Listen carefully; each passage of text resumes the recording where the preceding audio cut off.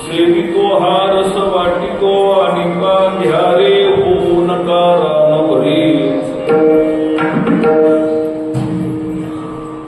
विटीवरी ज्याचे पाऊले समान तोची एक दान सुरदाता.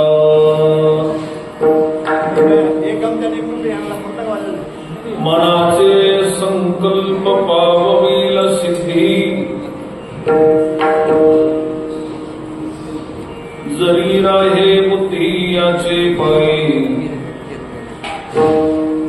विटेवरी ज्याचे पाऊले समान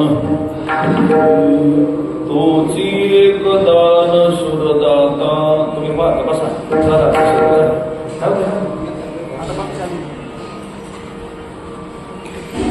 तुका म्हणे मज धाडिले निरोपा मार्ग हा सोपा सुखरूप. विटेवरी ज्याचे पाऊले समान तोची एक दान सुरदाता.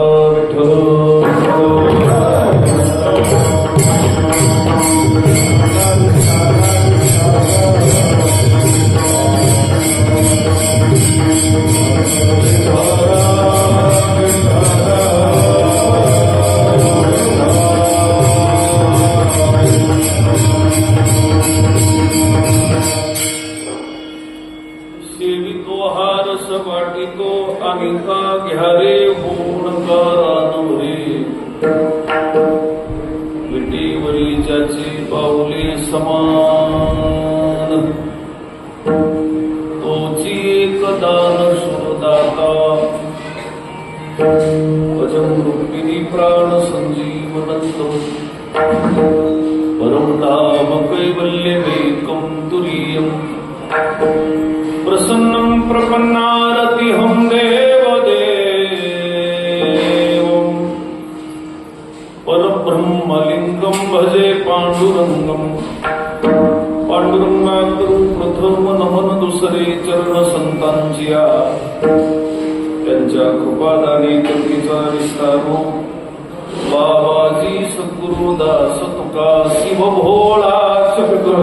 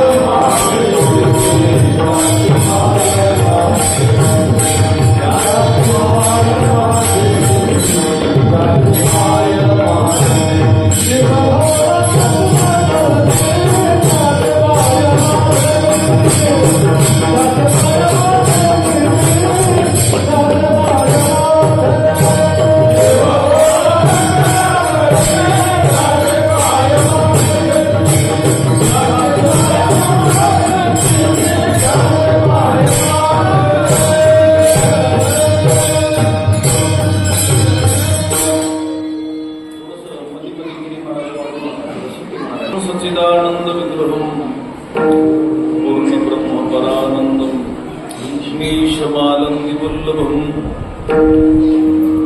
जयांचे केलिया स्मरण होय सकळ विद्येचे अधिकरण.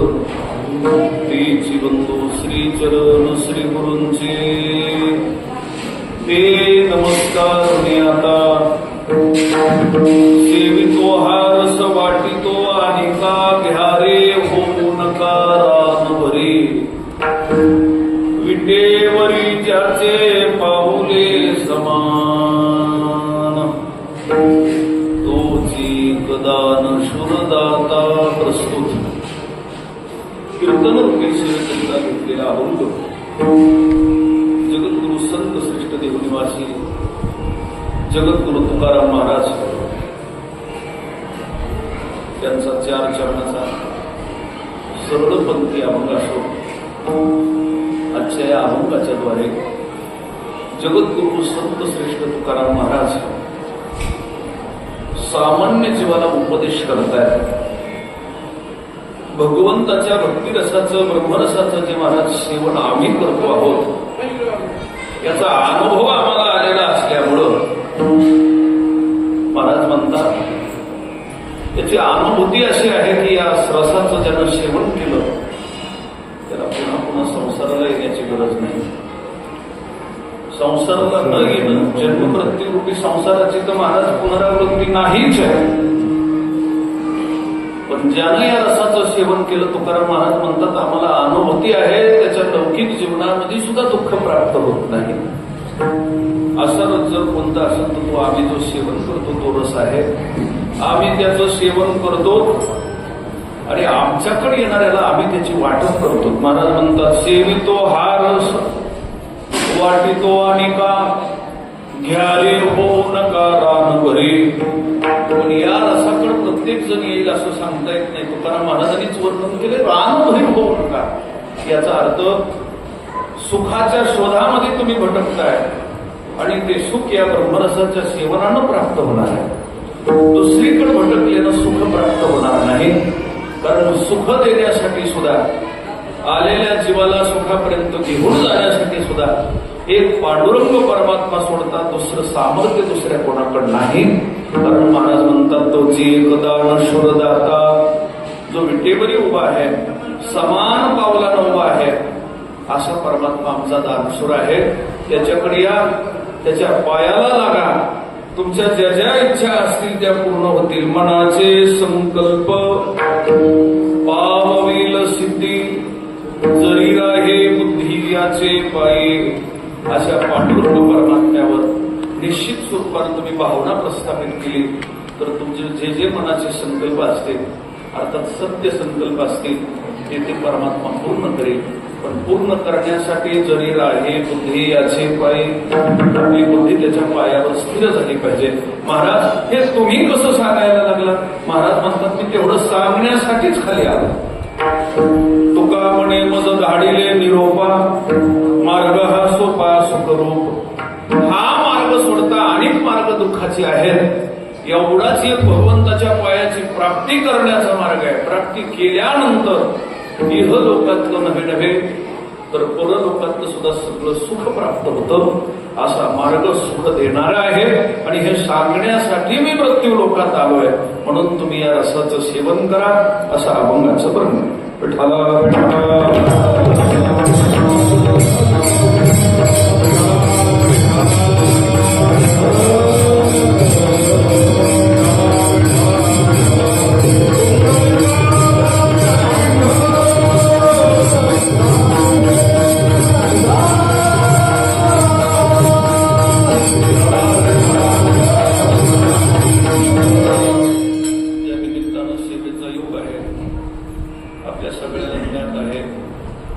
चिरंजीव शिवम गोरख चाटे. चिरंजीव शिवम गोरखनाथ चाटे यांचा चिरंजीव गोरखनाथ अभिमानरावजी चाटे यांच्या चिरंजीवाच्या नगर भोजनाच्या निमित्तानं अर्थात नवसाची पूर्णाहुती नवसाची परिपूर्णता म्हणून केलेलं हे आयोजन आणि ज्यांच्याकडून हे आयोजन केलेलं आहे ते अर्थात चिरंजीव शिवमचे आत्या आणि मामा श्रीयुत कुंडलिकराव निवर्तीरावजी आगा दवनापूरकर तालुका परळी वैजनाथ हे आमच्या कुंडलिकरावजी आगाव अर्थात तांबव्याच्या जावयाने इथं पहिलंच नगर भोजन आपल्या ह्या तांबव्याला नवीन सुरुवात केली. करण्यापासून धन्यवाद देतो. कारण आमच्या भागामध्ये लेकरं झाल्यावर बकरं कापायची पद्धत आहे.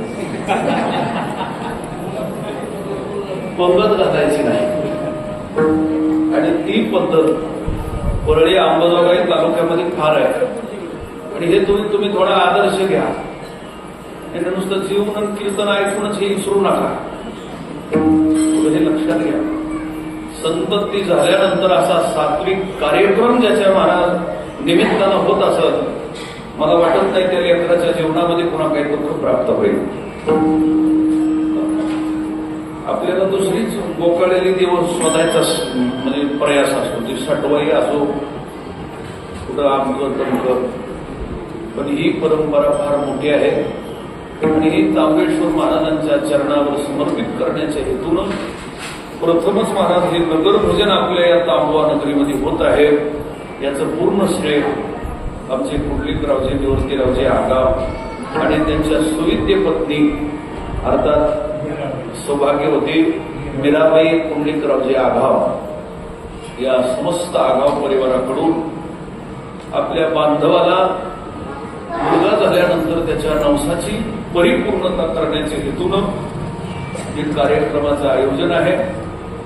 आणखी इथली ही जी आयोजन करणारी मंडळी, आता आयोजन तर त्यांनीच केलंय, पण ज्यांनी योजना केली, संयोजन केलं असे श्री हरिभक्त परायण आमचे महादेव महाराज रामरावजी चाटे, अभिमान रामरावजी चाटे आणि श्री अर्जुन रामरावजी चाटे आणि मुलाचे वडील अर्थात श्री गोरखनाथ अभिमानरावजी चाटे या समस्त चाटे परिवाराकडून याची संयोजना केली आणि सुंदर अशा कार्यक्रमाचं आयोजन केलं. नगर भोजन आहे आणि नगर भोजनाच्या निमित्तानं सेवा करण्याचा प्रथमच मला योग प्राप्त झाला. पंचक्रोशीतील सर्व भजनी मंडळी उपस्थित आहेत, तांबव्यातील आहेतच. आमचे प्रभाकर महाराज इंगळे, आमचे हाके मामा, विठ्ठल मामा, अशोक महाराज खेंबळे, आणखी आमचे सत्वधर महाराज, इकडची गावातले सर्वच भजनी, तुमचे आता शेवटला नाव घेऊ, असे सर्व गावातील सर्व भजनी मंडळी, पंचक्रोशीतून आलेली भजनी मंडळी, आज विशेष करून आमचे भगवान महाराज कराड हे सुद्धा उपस्थित आहेत. सर्वांच्या संयोगानं आज हा सेवेचा योग आहे. खऱ्या अर्थानं नगर भोजनाच्या निमित्तानं सेवा आहे. नगर भोजन आता प्रथमच आहे. ज्या ज्या देवाच्या पुढे जे जे नगर भोजन असेल, काही काही हनुमंतरायाच्या पुढे सुद्धा नगर भोजन आहे, महादेवाच्या पुढे नगर भोजन आहे, संत महात्म्याच्या पुढे नगर भोजन. याचा अर्थ आपला संकल्प पूर्ण झालाय, संकल्प पूर्ती झाली, देवानं आपल्याला काहीतरी दिलंय, तर मग आपण देवाला काहीतरी द्यावं. त्याच्या निमित्तानं भगवंताची सेवा करण्याच्या हेतून केलेलं हे महाराज अगदी उत्तम स्वरूपाचं प्रयोजन आहे. आणि त्या निमित्तानं घेतलेला अभंग जगद्गुरु संत श्रेष्ठ तुकाराम महाराजांचा 4 चरणाचा आपल्याला सगळ्याला ज्ञात असणारा गाथ्यातील अगदी महत्वाचा अभंग असून अभंगामध्ये एवढंच सांगताय, पांडुरंगाची सेवा करा, तुमचे सगळे संकल्प पूर्ण होतील. आपल्या नगर भोजनाचं कुठं लागले तर 3ऱ्या चरणात लावलं, मनाचे संकल्प पावविल सिद्धे जरी राहे बुद्धी याचे पायी. तसं देवाची सेवा केल्यानंतर जगामध्ये एकही सेवा अशी निष्फळ नाही. सेवा केल्यानंतर ती सफलच होती. महाराज कुणाचीही सेवा करू द्या. अहो, रक्तपिती फुटलेल्या पतीची सेवा आमच्या शांडल्यानं केली, तो कुठल्याच योग्यतेचा नव्हता, पण शांडल्यानं सेवा केल्यानंतर तिचं सामर्थ्य एवढं झालं की सूर्याला जागेवर थांबवावं हे सामर्थ्य सेवेनं प्राप्त होतं. म्हणून या जगामध्ये मनुष्य जीव हा असमर्थ आहे. माझ्याकडे लक्ष द्या, असमर्थ आहे. पण असमर्थ असणाऱ्या जीवाच्या ठिकाणी सामर्थ्य कशानं प्राप्त होत असेल तर ते सेवेनं. सेवा केल्याशिवाय आपण समर्थ नाही. सेवा जर नाही, सेवा केली नाही त्याला काळाचं भय, सेवा केली नाही त्याला जन्ममृत्यूरूपी संसाराचं भय. पण ज्याच्या जीवनामध्ये शुद्ध सेवा आहे अशाला कशाचीच भीती नाही असं वर्णन आहे. महाराज वर्णन करतात, आता भय नाही आई सेवा केली.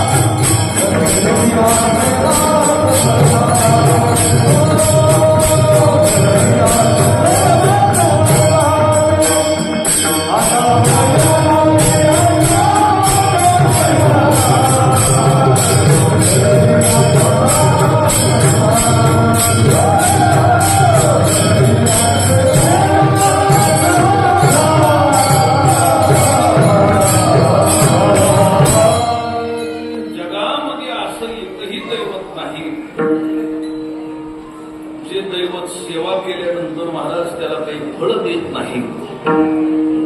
लक्ष देऊन ऐका. सेवा केली की त्याची भीती संपली. सेवा केलं की त्याचं भय संपलं. त्याला घाबरायची गरज नाही. फक्त तुकाराम महाराज म्हणतात ज्याची खरी सेवा, ज्याची खरी सेवा त्याच्या भय काय वाढवू नका. असं करूया.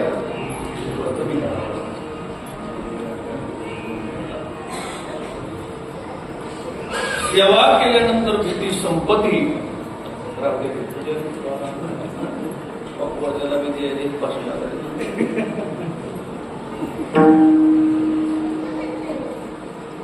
सेवा फक्त खरी असली पाहिजे. सेवा निष्फळ नाही. ती कुणाचीही करू द्या, फक्त करण्याचा हेतू चांगला असला पाहिजे. शुद्ध भावनेनं केली पाहिजे. गीतेमध्ये फार गोड भगवान श्रीकृष्ण वर्णन करत आहेत. देवान भावयतानेन ते देवा भावयन्त्वः परस्परं भावयन्तः श्रेयः परमवाप्यशत्. या श्लोकाचा अर्थ चांगला लक्षात घ्या. देवान भावयतानेन. या जगामध्ये अनेक दैवत आहेत. कुठल्याही दैवताची, आता त्याच्यात काही दैवत शास्त्रानं सांगितलेली आहेत आणि काही दैवत आपापल्या मनानं आपण तयार केलेले आहेत. शास्त्रानं सांगितलेले मुख्य दैवत काही आहेत. त्याच्यामध्ये आणखी मुख्य दैवत फक्त 3 आहेत. ब्रह्म, विष्णू आणि महेश. बाकीच्या दैवत मानायला सुद्धा आता ह्या तिघाकडून नाही काम भागलं तर बाकीची देव शोधावात. लक्षात आलं का? पण तुम्ही तितक्या पुढे जात नाही. या तिन्हीकडे जाण्यासाठी माणसाच्या अंतःकरणाचा परमोच्च भाव पाहिजे. ज्याच्या अंतःकरणात दूषित आहे ते तितक्या पुढे जात नाही. ज्याची भक्ती आळसाची आहे, तमोगुणाची आहे, विकाराची आहे, ते भूत प्रेत पिशाच्या टिकाची महाराज सेवा करतात. ज्याची भक्ती रजोगुणी आहे ते जे मांस खाणारे देव आहेत. मांस खाणारे देव म्हणता येत नाही. ज्याच्या पुढे मांस चालतं अशा देवाच्या सेवेपर्यंत गुंततात. याचा अर्थ ज्याची भक्ती तमोगुणाची आहे त्याला हे करणीचा, तोडग्याचा, या बाकीच्या गोष्टीचा जास्त छंद असतो. त्या जास्त गोष्टीचा छंद भूतगुणाची काढायला बसणार, जाणते पण करणार, असली सोपं काही करणार, त्याला तमोगुणी भक्त म्हणायचं. ते तिथपर्यंतच गुंतणार. पाठीमागं एक वेळेस काही माणसाने आमच्याकडे तक्रार केली. म्हणजे महाराज एका मनुष्यानं नग्न अवस्थेमध्ये पूर्ण गावाला प्रदक्षिणा घालून हनुमानाला स्नान घातलं. काय करावं लागलं? हनुमान दूषित झाला. त्याच्यापर्यंत गेलं नाही. हे कशासाठी करत होते? त्याला कोणीतरी विचारल्यानंतर त्यानं सांगितलं ही इंच उतरायची विद्या कोणती. आता विंचू उतरण्यासाठी जर एवढी प्रतिज्ञा का शिकायची गरज आहे? कुठं विंचू उतरायचं शिकायचं, म्हशीचं दूध बंद करायचं शिकायचं, ही काय गरज पडली? जाणते पण हे काय शिकत असतात का? आपली एवढी बहुमोलाची वेळ भूत प्रेत पिशाच्या निकासाठी जर घालवीत असतो ना तर ही तमोगुणाची सेवा आहे. आणखी लक्षात घ्या. पुढे काही जे रजोगुणी भक्त आहेत, ज्याची स्वतःची वृत्ती रजोगुणाची आहे, असे लोक त्या पुढं लांबपर्यंत पोहोचू शकत नाही. ते थोडे पाठीमागच राहणार. ते लई झालं तर पंढरपूरला निघले तर येरमाळ्यापर्यंत जातील. कुठपर्यंत? येरमाळ्यापासूनच त्यांचा मुक्काम मार्ग या पुढचे बसा. विठाला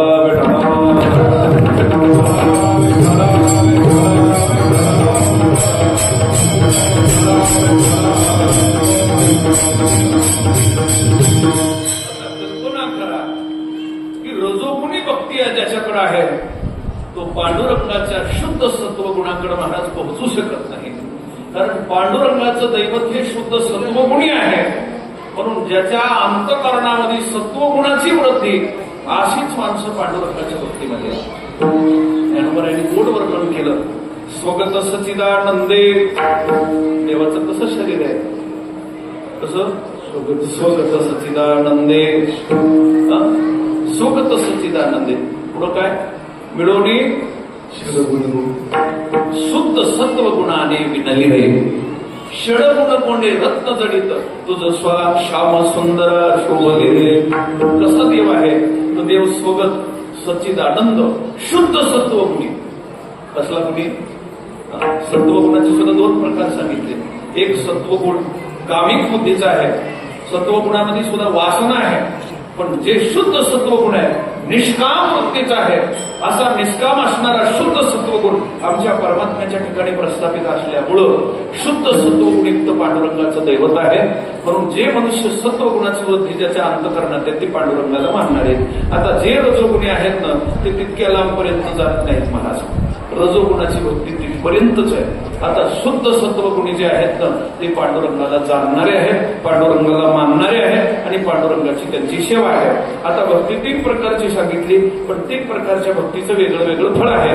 जो तमोगुणी भक्तीवाला आहे, आता देवच तमोगुणी असल्यामुळं, तमोगुणातली देव असल्यामुळं त्याला असलंच काहीतरी प्राप्त होतं, संतती प्राप्त होणार, पण ती संतती मुलाचं नाव घालवणारी प्राप्त होणार. रजोगुणी फळ आहे. रजोगुणी देवाकडे काय अपेक्षा असते? काही काही माणसं 5 वर्षाच्या पदाची देवाकडे अपेक्षा करतात, ही रजोगुणी प्राप्ती. कोणती प्राप्ती? तिची मर्यादाच कमी, फळ प्राप्त होतं पण तिची मर्यादाच कमी. किती वर्ष टिकणार? तर 5 वर्ष. काही माणसं पत्नी मागतात, किती दिवस? विषय सुखाची अपेक्षा क्षणिक सुख आहे, पदाची अपेक्षा 5 वर्षाचं सुख आहे, नोकरीची अपेक्षा 50 वर्षाचं सुख आहे, याच्यापेक्षा जास्त काळ सुखाची त्याच्या मनात म्हणजे आयुष्य नाही. अशी रजोगुणी फळं काही दिवसाची मर्यादित आहे, पण पांडुरंगाच्या सेवेनं जे फळ प्राप्त होणार आहे त्याची जर आयुष्य मर्यादा विचारली ना तर महाराज म्हणतात भोगिताही सांग कंटाळे मन. तोही लक्ष देऊ नाही का? मग ते तिचे जे अमोघ अलौकिक भोग भोगिताही सांग कंटाळे मन. अहो 700, 700, 800, 800 वर्ष झालं ज्ञानोबा यासारख्या साधू पुरुषाच्या भोगामध्ये आणखी सुद्धा वाढ होती. काय होणंय तिथं? इतक्या दिवसापर्यंत भोग भोगायचा असेल तर ती पांडुरंगाची भक्ती आहे. पण कामाचं काही वेळेपुरतं फळ प्राप्त होण्यापेक्षा कायमचं सुख भोगायचं असेल तर ते पांडुरंगाच्या भक्तीमध्ये आहे. आणि जे शुद्ध सत्वगुणी आहेत असे पांडुरंगाच्या भक्तीमध्ये लागतात. आता मला हे सांगायचं नाही, पण माझा विषय हा होता देवानुभवयताने. कुठल्याही देवाची भक्ती केल्यानंतर ती निष्फळ होत नाही. आपली आपली जशी इच्छा असेल तसं त्याला फल प्राप्त होतं. काही माणसं तर मसोबाचं सुद्धा आभार मानतात. आता त्यानं जे पाहिजे ते दिलंय ना, पाहिजे ते दिलंय ना, तर ते पाहिजे ते देत असेल याचा अर्थ सेवा कुठलीही निष्फळ होत नाही, ती चांगल्या पद्धतीची पाहिजे. म्हणून मनुष्यानं सेवा करावी. मनुष्याचा वर्ग सेवकाचा आहे. सेवा केल्याशिवाय त्याच्या अंगी बळ प्राप्त होत नाही. मला वर्णन करतायत बळीयाचे अंकित आम्ही झालो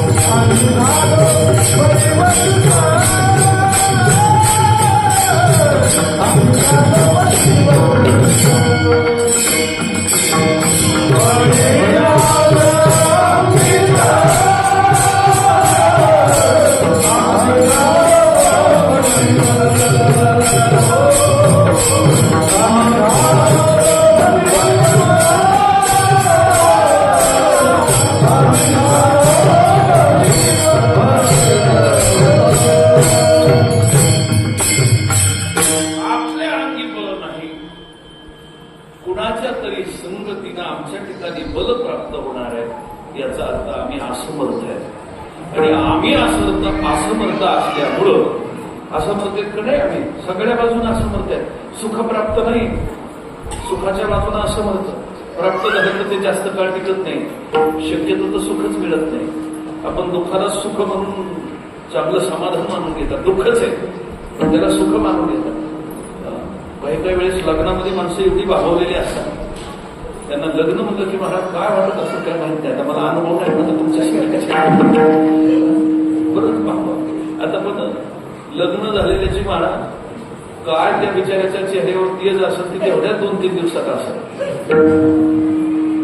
तेवढ्या 2-3 दिवसात. पुन्हा जर जन्मभर त्याची कधी जर भेट घेतली तर कुठल्याच दिवशी तो समाधानी असेल असं वाटत नाही. वाटतं का? इतकी दुःख आहे. अगं काय याच्यामध्ये? पण या गोष्टीसाठी मनुष्य तुम्हाला दुःखच आहे.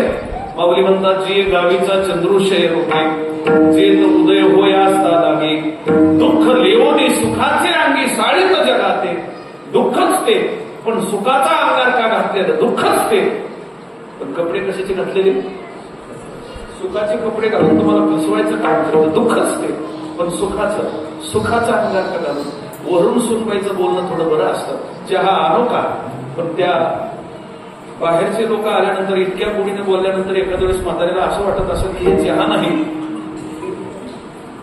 हे काय आहे? एक प्रकारचं विषयासारखं आहे. बाहेरच्या लोकांबरोबर आणि प्रपंचिक माणसाला ही एक चांगली महाराज सवय आहे. बाहेरची लोक आले घरात काही कलह आहे ते कुणाला दिसू देत नाही, कळतच नाही. लय एखादा जर अंत करणार, म्हातारी माणसं शेवटला सांगतात, अगदी सगळं तिष्ठून जावं, इंद्रिय गात्रहीन व्हावे. तर मग त्यावेळेस महाराज रडून सांगायला चालू होतं, काय सांगावं, काय हा प्रपंच किती वाईट आहे. इतक्या शेवटला कल्पना करा, हे दुःखच आहे, पण सुखाचे कपडे घालून आपल्याला बोलवायचं काम करतं. त्याचं नाव आहे संसार. म्हणून याच्यामध्ये सुख नाही, कल्पना करा. म्हणून आता सुख नाही, मी सांगायला लागलो होतो, सुखाच्या बाबतीमध्ये आपण असं म्हणतात आता आयुष्यभर आहे, पण आपल्या इच्छेनं ते प्राप्त नाही, त्याच्या बाबतीतही असं म्हणतात. काळाच्या अधीन आहे असं म्हणतात. काळ आपल्यावर सत्ता करतो. आणखी कशाची सत्ता कशावर आहे हे तुम्हाला एका मिनिटात सांगतो. शरीर हे दष्टपुष्ट आहे ना, हे शरीर जरी महाराज एक क्विंटलभर वजनाचं ताकदीचं दिसलं तरी या शरीरावर इंद्रियाची सत्ता आहे. कशाची सत्ता आहे? इंद्रियाची सत्ता तुम्हाला मान्य का नाही? इंद्रियाची. शरीरापेक्षा सामर्थ्यवान काय आहे? शरीरापेक्षा सामर्थ्यवान इंद्रिय. शरीराचा ऱ्हास होतो. कितीतरी माणसं सांगतात तुमचं शरीर नष्ट व्हायला लागलंय, तुम्ही दारू कशाला पिता, व्यसन कशाला पाहिजे, तंबाखूनं तुमच्या सगळ्या शरीराची वाढ झाली, किडन्या गेल्या दारू पिऊ, लिव्हर गेलं. पण इतक्या शरीराचं पतन होऊन सुद्धा ज्याच्या इंद्रियाच्या अधीन गेल्यामुळं ज्याला ती वस्तू सुटत नाही, याचा अर्थ क्विंटलभर वजनाच्या शरीरापेक्षा ताकद कशाची जास्त आहे? कशाची जास्त आहे? इंद्रिय सामर्थ्यवान आहे. शरीरापेक्षा इंद्रियाचं सामर्थ्य जास्त, इंद्रियापेक्षा बुद्धीचं सामर्थ्य थोडं जास्त आहे. कशापेक्षा? इंद्रियापेक्षा बुद्धीचं सामर्थ्य जास्त आहे. बुद्धीपेक्षा आत्म्याचं सामर्थ्य थोडं जास्त आहे. आणि या सगळ्यापेक्षा जीवन नावाच्या चैतन्याचं सामर्थ्य सगळ्यात जास्त आहे. कारण ज्या वेळेस या सगळ्याला महाराज इतके कीर्तन करून काहीच बुद्धीला फरक पडत नाही, इंद्रिय तादात्म्यात येत नाही, शरीर चांगलं होत नाही, त्यावेळेस जीव म्हणतो याचा संपर्कच नगर, हे सगळं एका बटनावर बंद पडत. असं जे आहे त्याचं नाव आहे जीवनाम चैतन्य. ते जीवनाम चैतन्य या शरीरामध्ये सर्व सामर्थ्य वाढेल, पण तो जीव सुद्धा मायेची संगत झाल्यामुळं असमर्थ आहे. विठ्ठला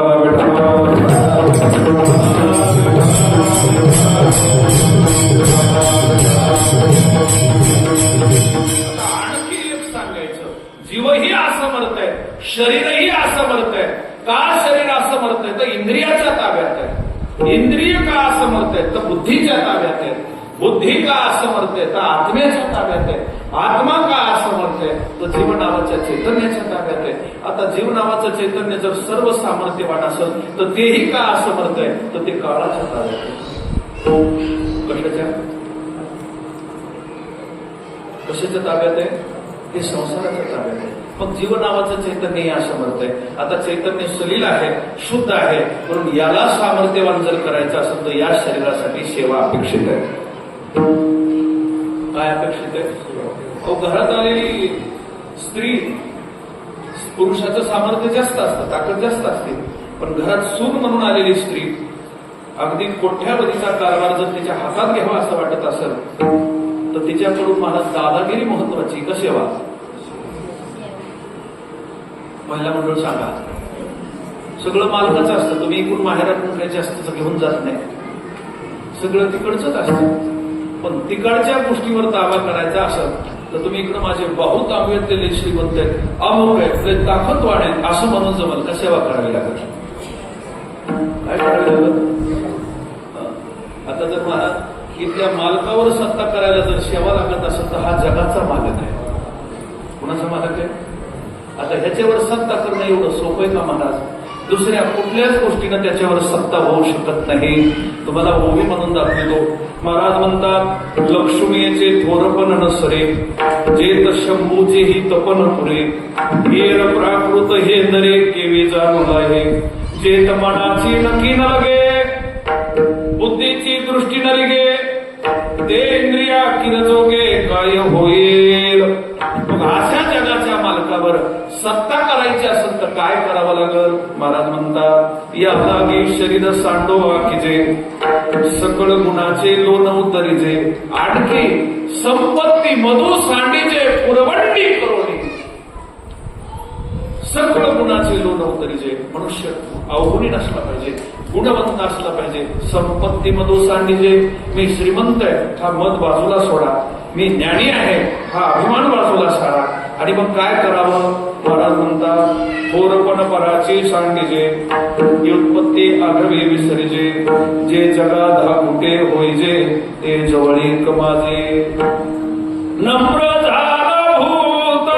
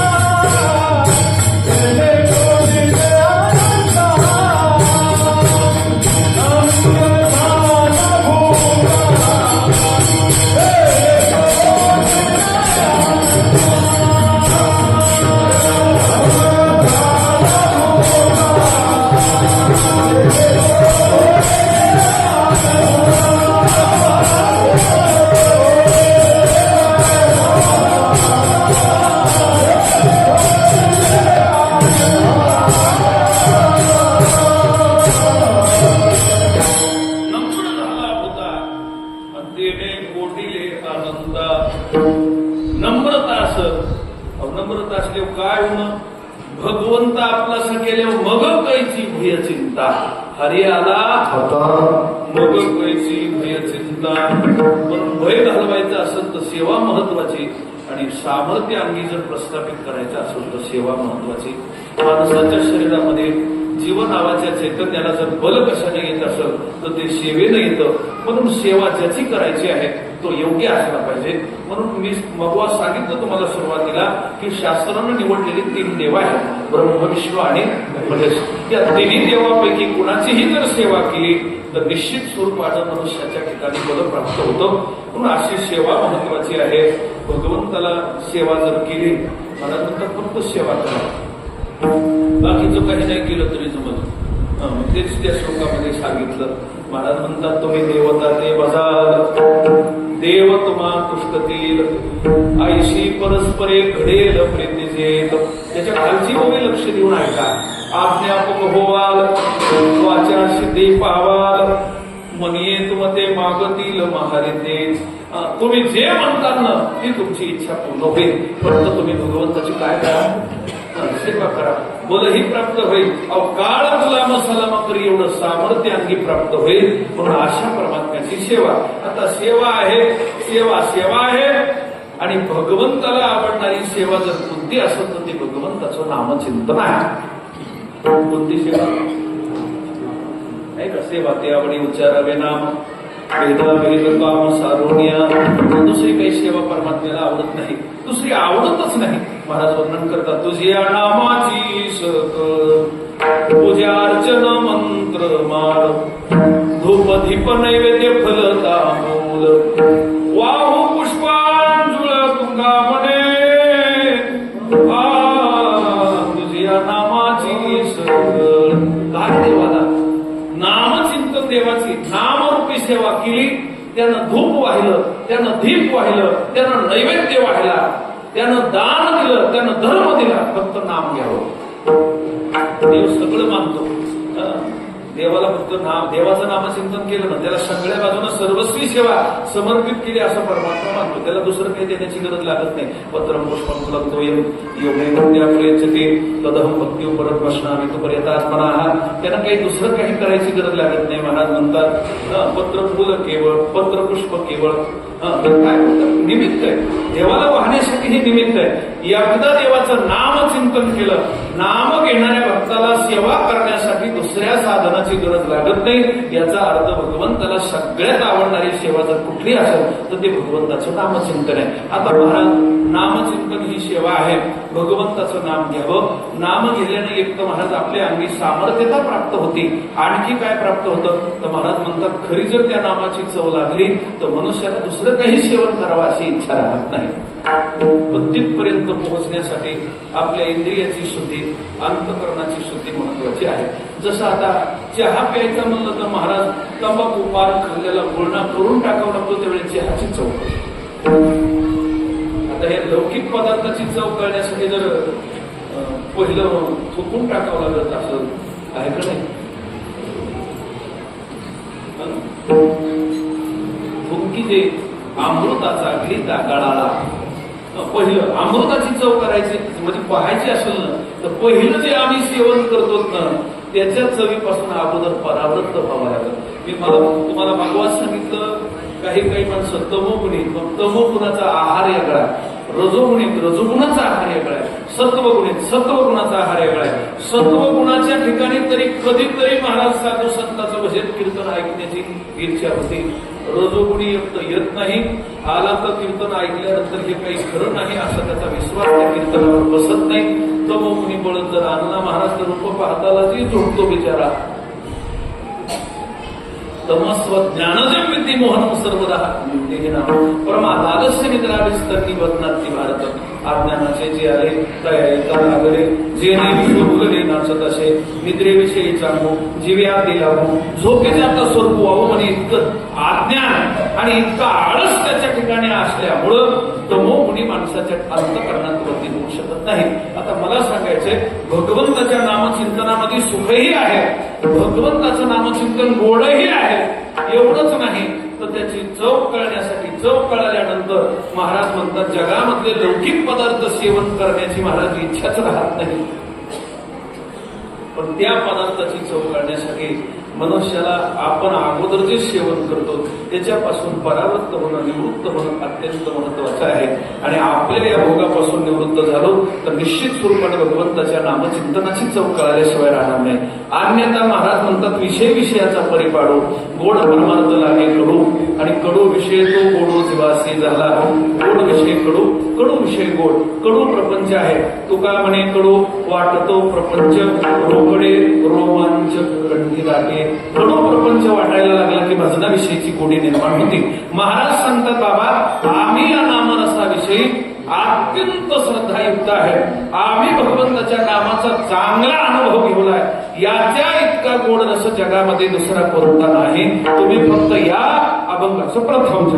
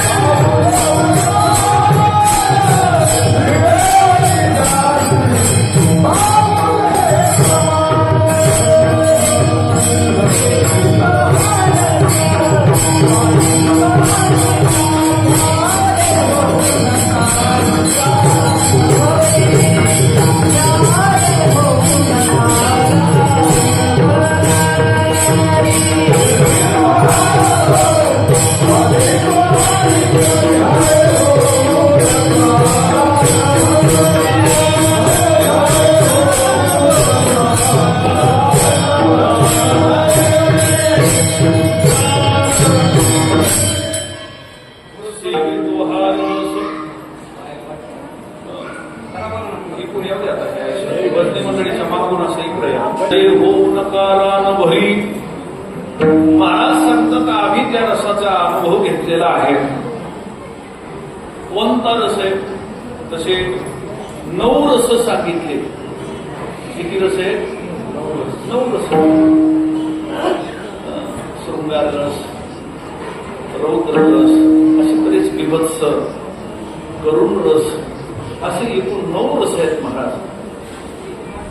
त्या 9 रसामध्ये आजचा जो अभंगात वर्णन केलेला आहे, महाराज म्हणतात आम्ही 9 रसाचाही अनुभव घेतला आहे.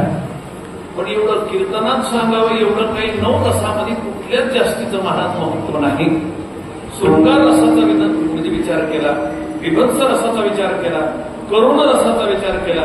ही रस 9ही रस परिपूर्ण असले तरी त्यांच्यातली गोडी जास्त काळ टिकणारी नाही. का जास्त काळ टिकते का?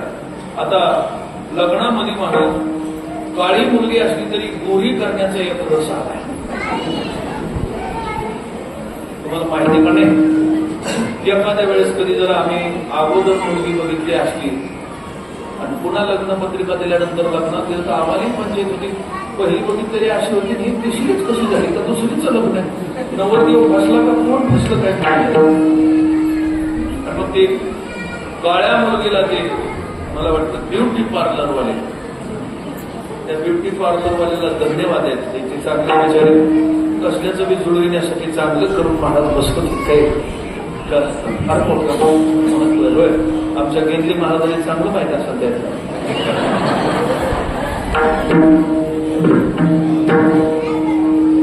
आपण किती दिवस टिकणार होतो? रस शृंगार केलेला किती दिवस मला वाटतो?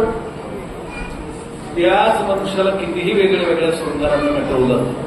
तुम्ही आणखी लक्षात घ्या, पंढरपुरातली पांडुरंगाची मूर्ती शृंगार केल्यानंतर जरी व्यत्यय होतं, पण बिन शृंगार करता जर आपण अशी सहज पाहायला गेलो तरी सुद्धा पुढच्याच्या मनाला वेध लावणारी मूर्ती आहे, तिला शृंगाराची गरज नाही.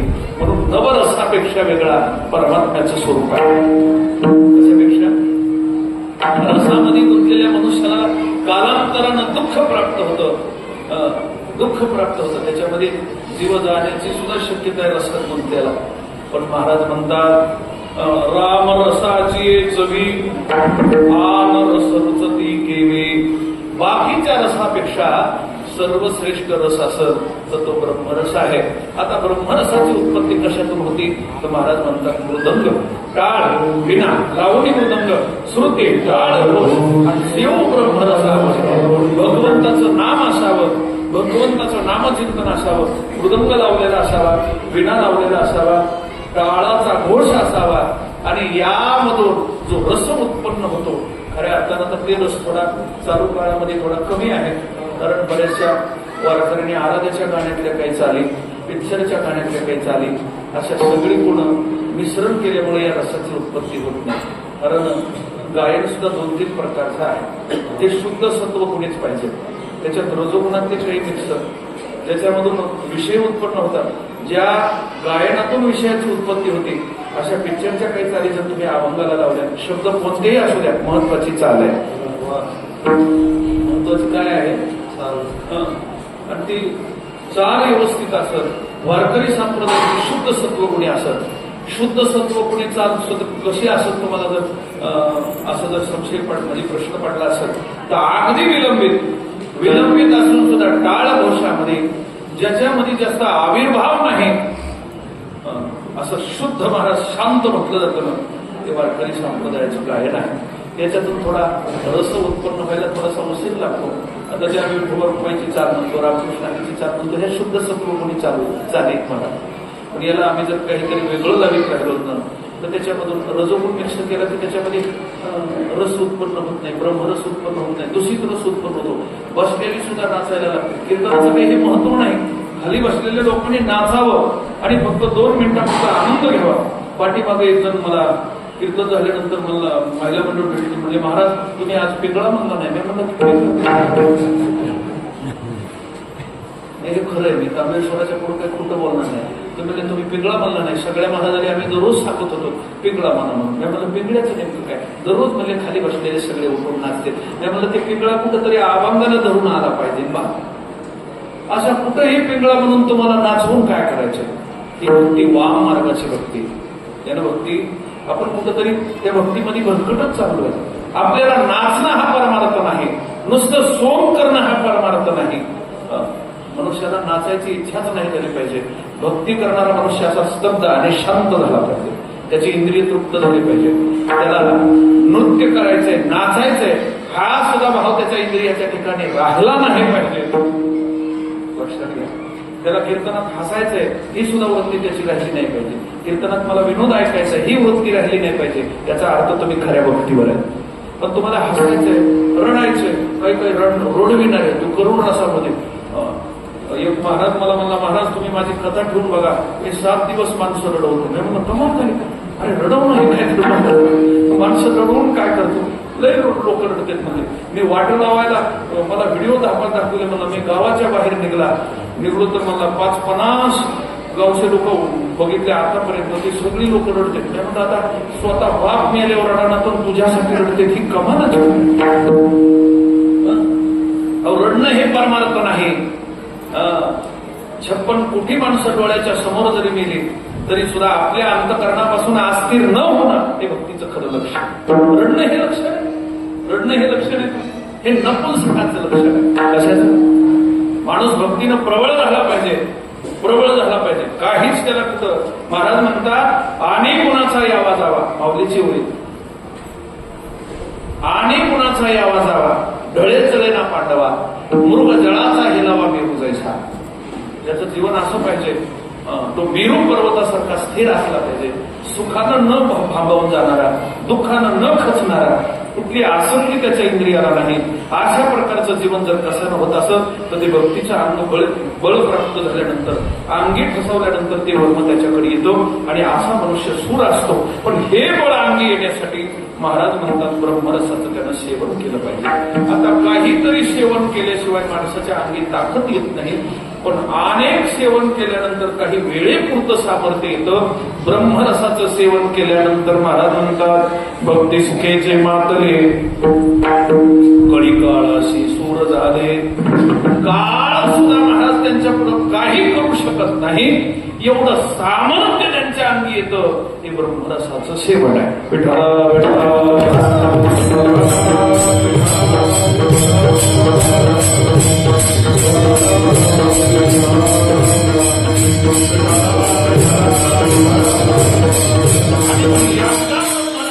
सेवन केलं की जगामधली जेवढी सामर्थ्यवान महाराज साधन आहेत, दुःख देणारी साधन आहेत, ती त्याच्या पायाला लागतात. महाराज वर्णन करतात संसार तो तयाचा दास.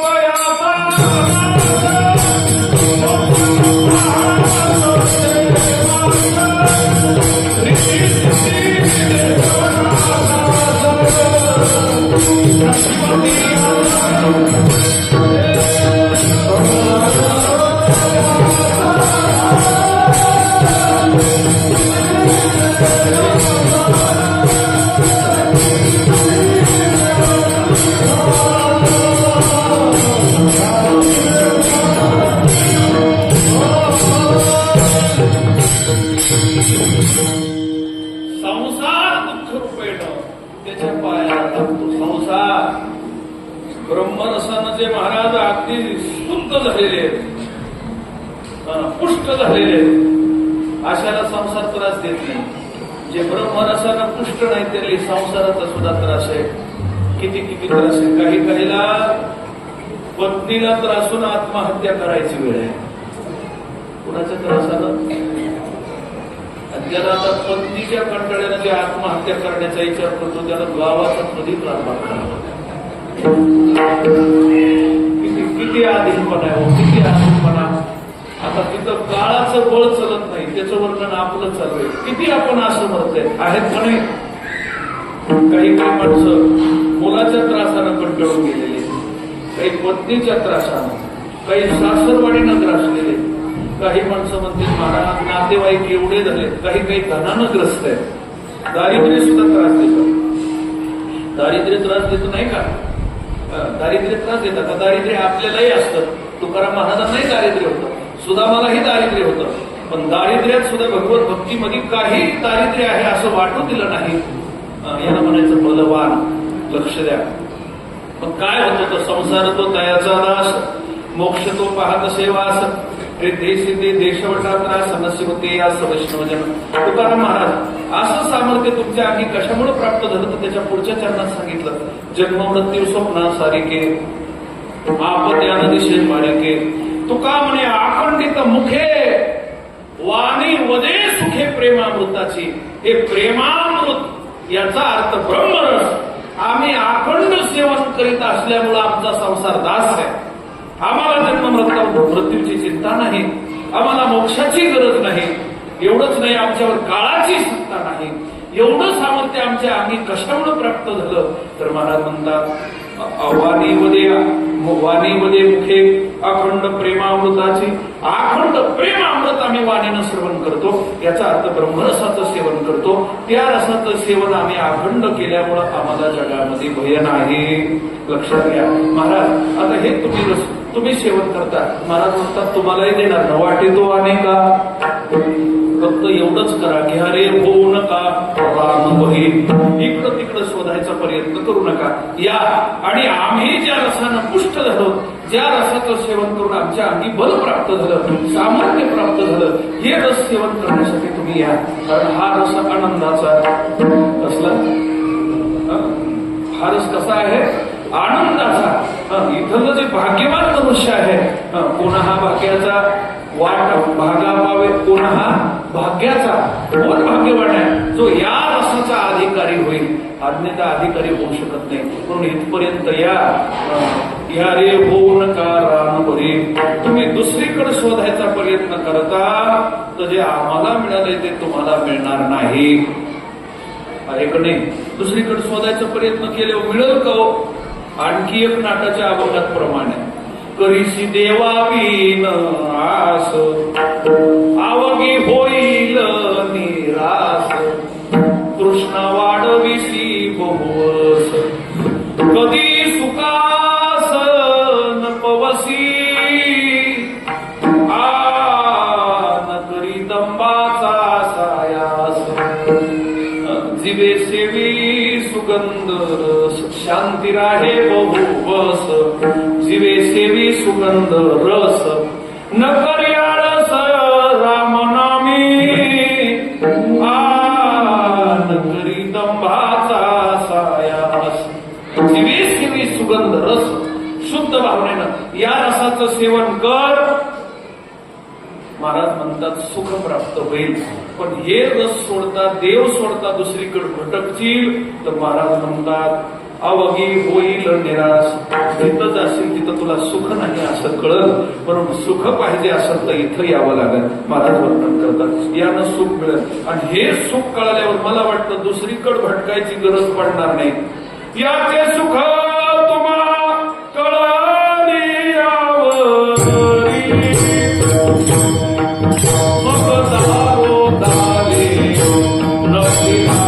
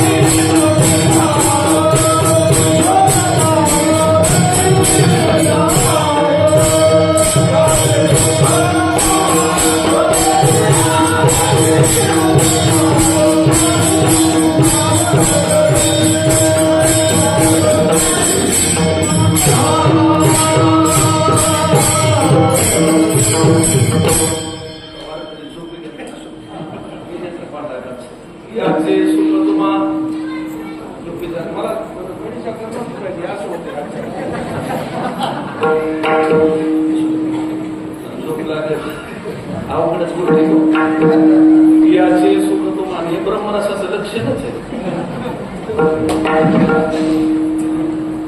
याचे सुख तुम्हा कळलियावरी मग दारोदारी न फिराल लटिके हे वाटेल लटिके हे तुम्हा वाटेल खेळणे पुन्हा काहीच तुम्हाला बरं वाटणार नाही.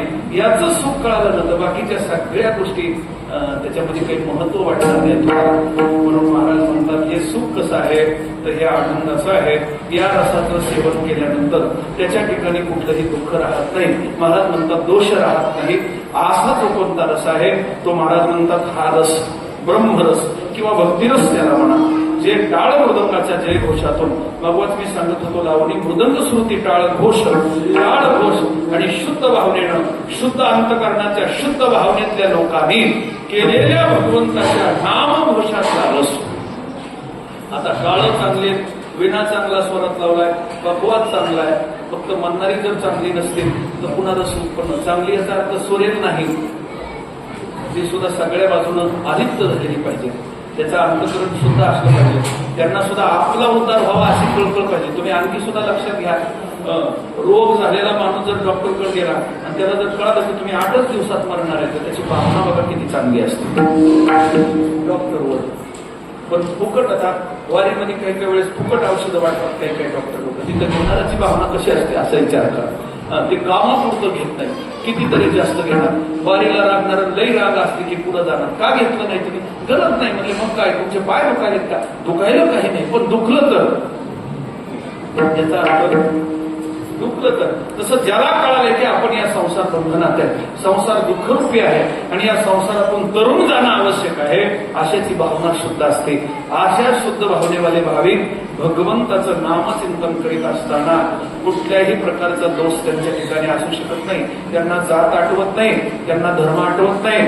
जवळच्या मान सन्मानाची अपेक्षा त्यांच्या ठिकाणी नसती. मानापमाने स्तुल्यो स्तुल्यो निंदारी पक्षो आपल्याला तिथं मान आहे का याचा विचार ते करीत नाही. आपल्याला कुठं जायचंय तर तिथं दोष पाहत नाही. असे शुद्ध भावनेनं निकष भावनेनं जे झालेले भाविक कसे निर्मळ चित्ते झाली नवनिते आणि आशाचं भजन पाशाना पाजर फुटत होईल. काय करतो पाशाना पाजर पाशाला सुद्धा पाजर पडतं ज्याचं चित्त निर्मळ आहे त्याचं भजन. हनुमंतरायाचं भजन आस्वदाला वानराला माकडाला महाराज राम स्वरूप केलं याच्यात नवल नाही.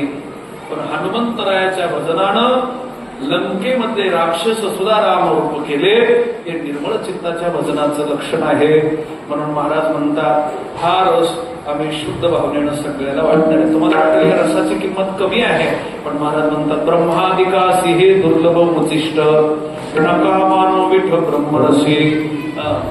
हे फार अनुभव महत्वाचा आहे. ब्रह्मादिका देवांना सुद्धा हे दुर्लभ आहे आणि हे तुम्हाला प्राप्त व्हायला लागले. मग तुम्ही कशाला रान इकडं तिकडं का फिरता. या इथं घ्यारे होऊ नका रानभरे दुसरीकडे शोधण्याचा प्रयत्न करू नका. या आणि या रसाचं सेवन करा. महाराज आम्ही या रसाचं सेवन केल्यानंतर आमच्या काही ज्या इच्छा आहेत त्या पूर्ण होतील का. आम्हाला तो परमात्मा जवळ घेईल का. तो परमात्मा आम्हाला जे आमचं मागणं आहे ते इच्छा पूर्ण करेल का. महाराज म्हणतात एकच देव असा आहे जो दानशूर आहे.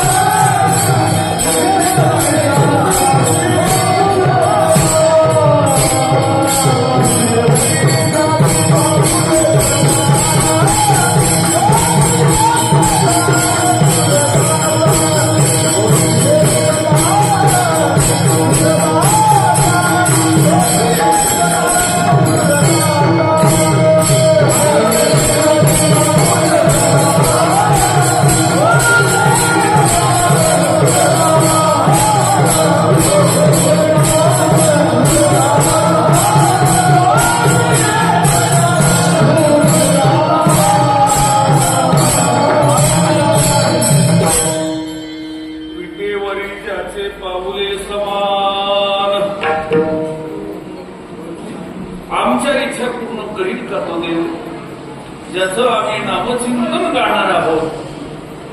महाराज म्हणतात तो देण्यासाठी समर्थ आहे, आणि समर्थ असून महत्वाचं नाही तर तुझे आवराय जाणं स्वतंत्र.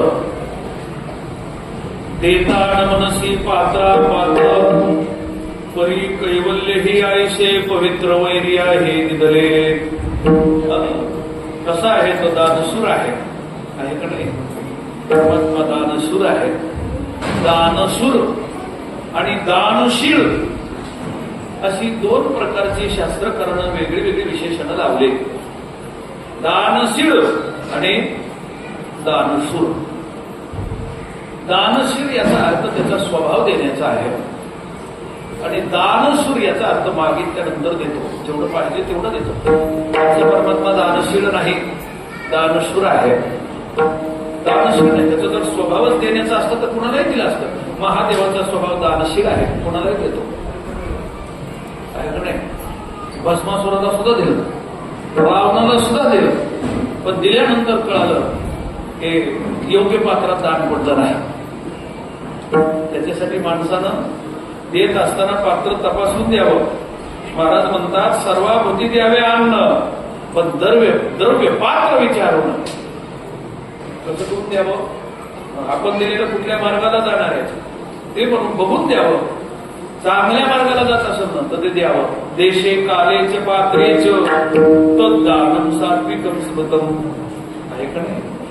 देशे कालेच म्हणजे दातव्य मितीय दानम दियते उपकारिणे देशे कालेचे पात्रेच तद्दानम सात्विकम स्मृतम. या म्हणजे डॉक्टर साहेब सुद्धा उपस्थित झालेले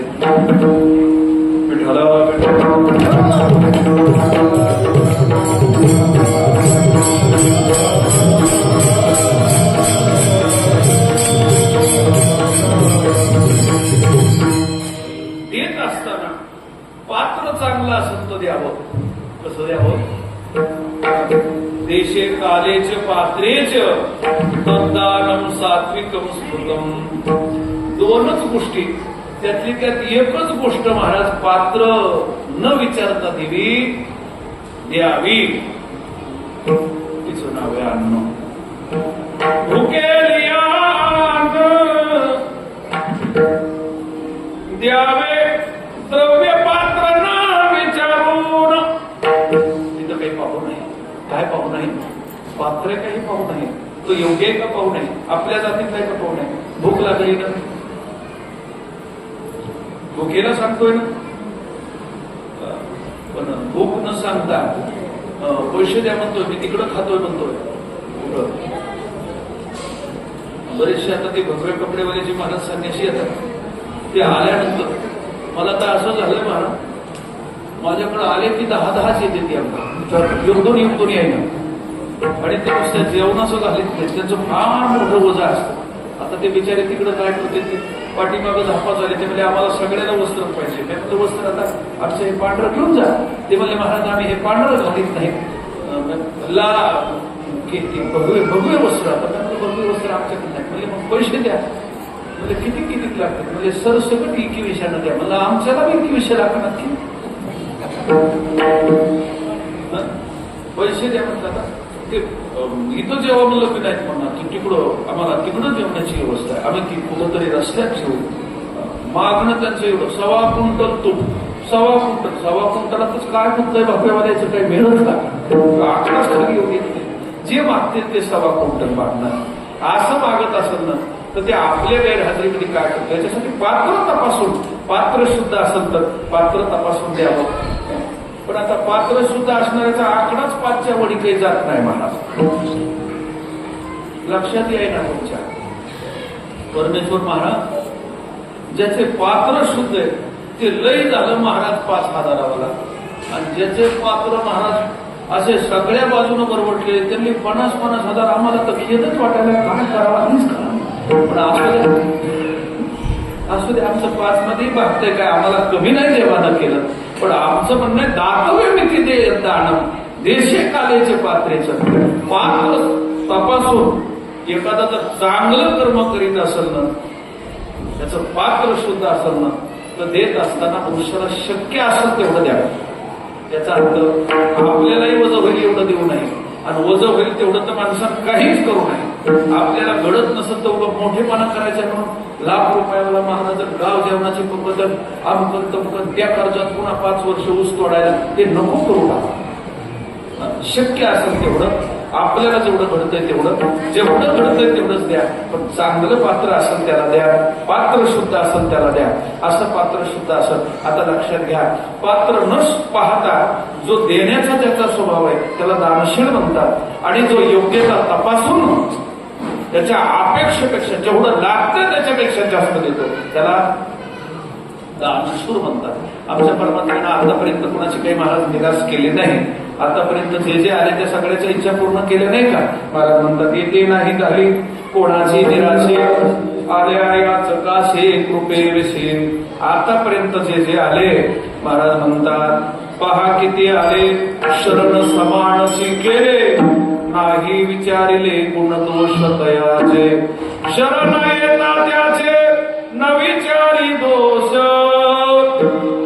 न मागता त्यास आढळ पोद. काय देत नाही. किती जण आले, किती जणांना काय काय दिलं मला. यशेत पुरविला मारुते विभीषण केला लंकापते. अवदार्य देवने कर्णा हते कीर्ती दिगंते वाढविले. ऐश्वर्य वाढविला अर्जुन वैराग्य सुखाते बोधून. ज्ञाने उपदेशिला चतुरानन ब्रह्म सनातन पावविला. काय काय दिलं नाही महाराज. निळामणे आयशा रीती अपार हरिभक्ता अपार हस्ती अपार दिली वरदाने. काय काय दिलं नाही देवानं. काय काय दिलं नाही हो. संकालिकाला दिलं, भक्त प्रल्हादाला दिलं. महाराज म्हणतात ध्रुव बाळाला दिलं तो वनाला याचे लागे. जी वैसावया पितयाचे उत्सागे की तो चंद्र सूर्यादिका परिसज वेश लागू केला. आहे का नाही. सूर्य चंद्राच्या बरोबरीचं पद बापाची मांडी मागायला आला ती सूर्य चंद्राच्या बरोबरीचं पद दिलं म्हणून तोची एक दानशूर दाता. त्याच्या बरोबरीचं जगामध्ये कुणी दानशूर नाही जो विठेवर उभा आहे. या परमात्म्याकडे काही मागा. संतती मागितली तर देईल. महाराज म्हणतात जे मागताल ते देईल. मनात जे येईल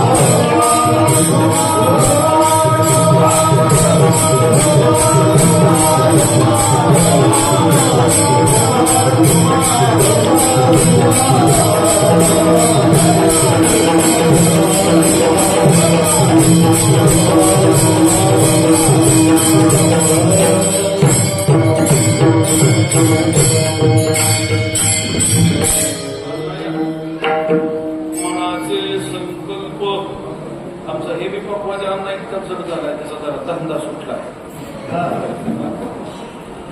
दुसऱ्या धंद्यात लक्ष असेल. मनाचे संकल्प पावविल सिद्धी जरी राहे होते याचे पायी लक्ष द्या. आमचा परमात्मा मनाची जी संकल्पना आहे,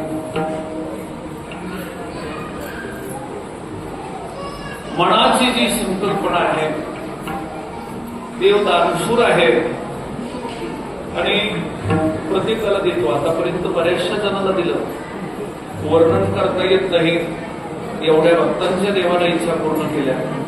याचा अर्थ मागितल्यानंतर देतो ते वेगळं, पण मनात आल्यानंतर सुद्धा देतो ते पांडुरंगाचं महत्व. मनाची संकल्पना तुम्हाला हे सगळ्याला ज्ञात आहे. जगद्गुरु तुकाराम महाराजांच्या आईनं आणि पित्यानं अर्थात बोलोबा आणि कणकाई, बोलोबा महाराजांची पंढरपूरची अखंड वारी होती. एका दिवशी कणकाई माता म्हणतात, मला तुमच्याबरोबर वारीला यायचंय. हे तुकाराम महाराजांच्या चरित्रातला विषय. कणकाईला बोलोबा महाराज म्हणतात, तुला वारीला नेणं असतं, पण देवाच्या दारात काहीतरी तू मागशील हे मला जमायचं नाही. काहीतरी मागशील, कारण महिला मंडळीचं मन कधी भरत नाही महाराज. किती मागते आलं, किती मागते आलं. बरं, मागत असताना महिला मंडळीला कुणाकडे किती मागावं याचाही कधी अंदाज लागत नाही. महिला मंडळीची मागणी फार विचित्र असते. त्यांच्या मागण्याच्या इच्छा पूर्ण होत नाही. महिला मंडळीला सतत अपेक्षा असते. बोलोबा महाराजांनी सांगितलं, बाईच्या जातीचा मला विश्वास नाही, तू काहीतरी तिथं गेल्यावर मागशील. कशाला मागू, काय कमी आपल्याला, भरपूर काय मागणार आहे. आणि मला सगळं हे ज्ञात आहे की प्रारब्धाची जोडे धन प्रारब्धाची वाढे सोसकरी शिवाया भजे मना पंधरा. धन मागायचं नाही, मान मागायचं नाही, सुख मागायचं नाही, दुःख मागायचं नाही, अन्न मागायचं नाही. ते देवाकडे मागायच्या वस्तू नाहीत ना. सुख दुःख देवाकडे मागू नये, मान सन्मान देवाकडे मागू नये, आणखी काय मागू नये. प्रारब्धाची भरे अन्न देवाकडे मागू नये. ह्या सगळ्या कसल्या गोष्टी मागायच्या. प्रारब्धानं प्राप्त होणार आहे, धन प्रारब्धानं मिळणार आहे, मान प्रारब्धानं. ह्या काय मागायची मला माहित आहे, ज्ञात आहे, मी काही मागणार नाही, चिंता करू नका. बोलोबा आणि कणकाई माता मंदिरात आले. पुन्हा एकदा आणखी मंदिराच्या जवळ गेल्यावर दर्शनाच्या रांगेला लागल्यानंतर सूचना दिली, काही मागू नको बरं का, काही मागायचं नाही. पण पंढरपूरला गेल्यानंतर नामदेव महाराजांचं महत्व ऐकलं, नामदेव महाराजांचं चरित्र ऐकलं आणि कणकाई मातेच्या दर्शनाला जात असतानाच मनात इतक्या उत्पन्न झाली, देवा, ज्या नामदेव महाराजांना भक्त शिरोमणी पद आहे, ज्या नामदेव महाराजाच्या हातानं तो स्वतः लोणी खाल्लंच ना, असा देवाला सुद्धा अनुकळित करणारा जर पुत्र या मातेच्या पोटी माझ्या पोटी जर जन्माला आला, किती भाग्यवान ठरलं. ते बोलली नाही, कुठं आलं, कुठं आलं, मनात आलं. आणि मनात आल्यानंतर कणकाई माता पांडुरंगाच्या पुढे आल्या आणि मनात नुसती इच्छा उत्पन्न झाली, देवा नामदेव महाराजांसारखा पुत्र मला व्हावा. ही संकल्पना मनात आली. आमच्या परमात्म्याला आनंद झाला. किती संकल्प शुद्ध आहे. आणि हे शुद्ध संकल्प असू द्या, तुमचे संकल्प वेगळेच आहे. मुलगा कलेक्टर व्हावा, त्यानं तुम्हाला इकडं गावात ठेवावं, त्यांना तिकडं निघू नाही कधी. पुन्हा मुलगा नुसता कलेक्टर नसावा, तर काही म्हातारीची इच्छा आहे, मुलगा कलेक्टर महाराज त्याच्याच पोस्टची मुलगी करायची, तर तुमची कोण सेवा करेल. आता एक तर तिची पोस्ट कलेक्टरची, ती तहसीलदार अमक तमक, मग तुमची सेवा करायला कोण आहे. म्हाताऱ्याने रागत बाथरूमकडे जायची. मरस्तोर चुलीच्या पुढं काय उपयोग आहे त्याचा? मागणं कसं असावं? साधू सीड, साधू रत्न आणि आचरणानं युक्त असा मुलगा आमच्या कुठे जन्माला यावा, ही चांगल्या प्रकारची संकल्पना असत. तुम्ही म्हणता डॉक्टर व्हावा, अमुक व्हावा, तमुक व्हावा, नाहीतर मिलिटरीमॅन व्हावा, या सगळ्या अपेक्षा असते. त्याच्यापेक्षा महाराज हरिभक्त व्हावा अशी मागणी करा, आईची कुस पवित्र होईल. हरिभक्त थोर भूमंडळी, नौकरदार थोर भूमंडळी नाही, मंत्री थोर नाही. दुसरं या सगळ्या गोष्टी गौण आहेत. म्हणून हरिभक्त होत असत तर महाराज म्हणतात त्या दोन्ही कुळाचा उद्धार करतो. प्रसवली तया कुळाचा उद्धार, तोतरे निर्धार नामा मने. म्हणून अशी संकल्पना असायला पाहिजे. कणकाई मातेनं संकल्पना केली की नामदेव महाराजांचा सारखा पुत्र मला जन्माला यावा, आणि देवानं ती संकल्पना बोलून दाखविली नाही पण पूर्ण केली. महाराज जगद्गुरु तुका अवतार नाम याचा आणि संप्रदाय सकळांचा ते संकल्पना पूर्ण केली. नामदेव महाराजाला डबल अवतार घ्यायला लावला आणि जगद्गुरु तुकाराम महाराज रूपाने अवतार घेतला. याचा अर्थ म्हणाचे संकल्प पाववेल सिद्धी. पण महाराज म्हणतात कुणाचे नाही जरी राहे बुद्धी याचे पायी. या परमात्म्याच्या पायावर जर आपली बुद्धी संकल्पित केली, समर्पित केली, बुद्धी नाही भरकटू दिली तर निश्चित स्वरूपानं हा परमात्मा तुमच्या इच्छा पूर्ण करेल. महाराज हे तुम्हाला कसं माहित आहे? म्हणजे ते सांगण्यासाठी चालवणं अभंगाचं शेवटचं चरण.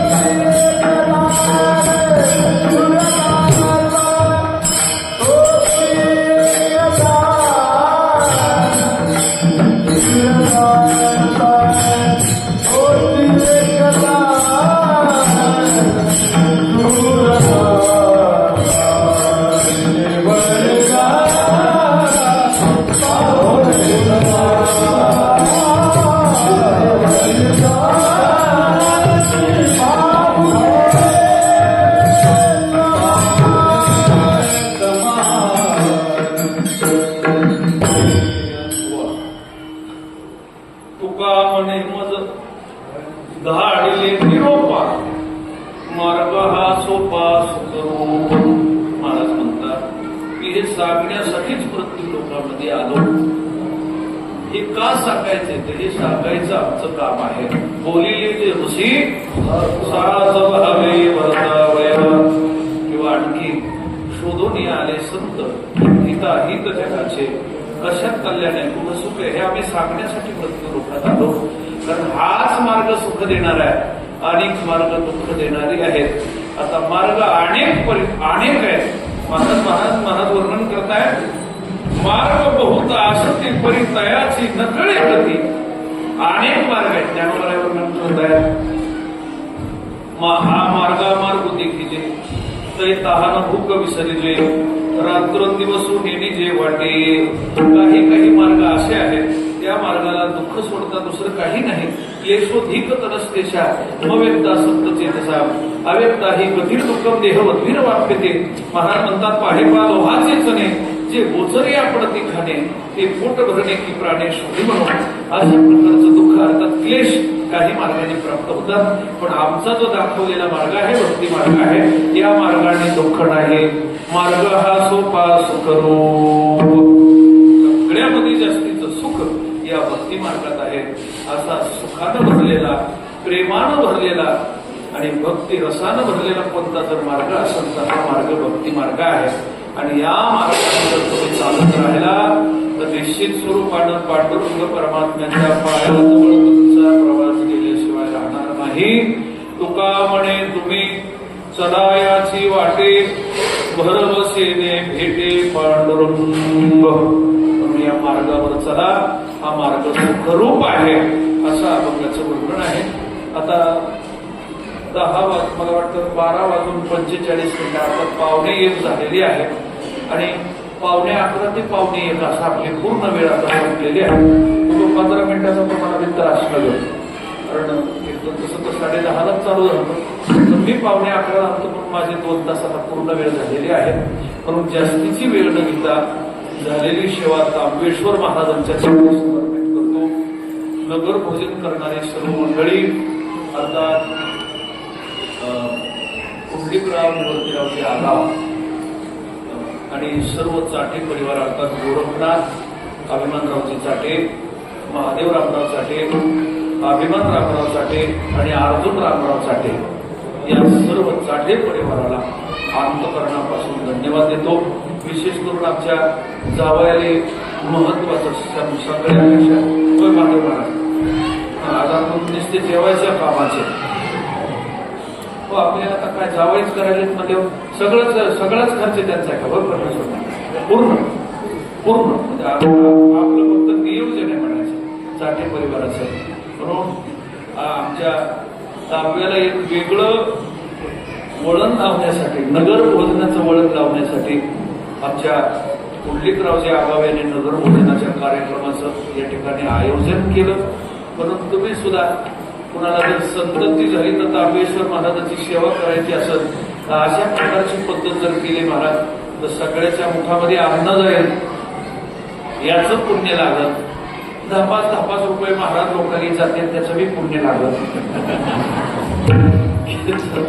हे सगळं पुण्याचंच काम आहे. द्रव्यदान, वस्त्रदान, नगर भोजनाला वस्त्रदान करावं लागतं, द्रव्यदान करावं लागतं, नगर भोजनाला अन्नदान करावं लागतं. अशी सगळी दान नगर भोजनाच्या निमित्तानं होतात. म्हणून नगर भोजन हे अत्यंत महत्वाचं आहे. आणि भूमी तृप्त होती, परमात्मा तृप्त होतो आणि त्याने करून आपल्या इच्छा पूर्ण होतात. म्हणून या कुंडलिकरावजी निवृत्तीरावजी आगाव दौडापूरकर आताचा हल्ली मुक्काम आळंदी देवाची, त्यांना अंतःकरणापासून धन्यवाद देतो. समस्त चाटे परिवाराला धन्यवाद देतो. ज्या मुलाच्या संयोगानं, चिरंजीवाच्या संयोगाने हे नगर भोजन आहे त्याला तांबेश्वर महाराजांचा आशीर्वाद लागून त्याचं पुढील जीवन अगदी यशानं, समृद्धीनं, आरोग्यानं, ऐश्वर्यानं भरभरून जावं अशी तांबेश्वर महाराजांच्या चरणी मी म्हणजे प्रार्थना करतो. अकल्प आयुष्य व्हावे तया मुळा आणि माझ्या सगळा हरीचा दासा, कल्पनेची बाधा न हो कोणी काढी, ही संत मंडळी सुखी असो अशी तांबेश्वर महाराजांच्या मी चरणी प्रार्थना करतो. पुनश्च एकदा आमचे प्रभाकर महाराज इंगळे, आमचे विठ्ठल मामा, अशोक महाराज ठुमरे, आमचे गिंदे महाराज, परमेश्वर महाराज, अशोक अण्णा, हे परमेश्वर सर्व तांबुआ नगरीतील सर्व आता बरेचसे काही जणांची नावं पाठ येतात, काही जणांची नावं पाठ नाहीत का ते बिचाऱ्यांनी ओळखच होऊ दिली नाही आणखी. असे मी पण काही काही चतुर आहेत मला, ते ओळख होऊ देत नाही. होय, गावातल्या कुठल्याच आलेल्या महाराजाला ते घर दाखवित नाही बिचारे चांगले. कास्तरी ते बदली चांगले तर का बदली म्हणतात असं म्हणून सगळ्याला अंतकरणापासून धन्यवाद. आमचे भगवान महाराज उपस्थित आहेत, त्यांना धन्यवाद. आमचे सत्वदर महाराज मृदंगाचार्य आणि विशेष करून आमच्या डॉक्टर साहेबांची आज उपस्थिती. उशिरा पकडणार डॉक्टर साहेब आले, डॉक्टर वायबशे महाराज, छत्रपती महाराज वायबशे, त्यांची उपस्थिती आहे. युट्यूबवाले नाव काय द्या तुमच्या 16 वा त्यांना सुद्धा अंतकरणापासून धन्यवाद देतो. आणखी सर्व महिला मंडळ, पंचकृषीतून आलेले सर्व आगाव परिवाराची आद्यष्ट मंडळी अगदी भरभरून आले. एवढे जर लोक प्रत्येक कीर्तनाला असले तर थोडं तांबेळ कीर्तन करायला काही अडचण वाटणार नाही. पण आता बरेचसे पाठीमागं कीर्तन कार्यक्रमाचे सगळे 5-50 शेवटपर्यंत असे सगळे जण येत जा. आणि भक्ती कसो कशामध्ये नाही. आंबेडकरचे सर्व सरपंच आमच्या बरोबर आले, मुक्तेश्वर अण्णा, त्यांना सुद्धा अंतकरणापासून धन्यवाद. सेवेला पूर्ण वेळा. विठ्ठल जय जय विठ्ठल, ज्ञानेश्वर माऊली, ज्ञानदास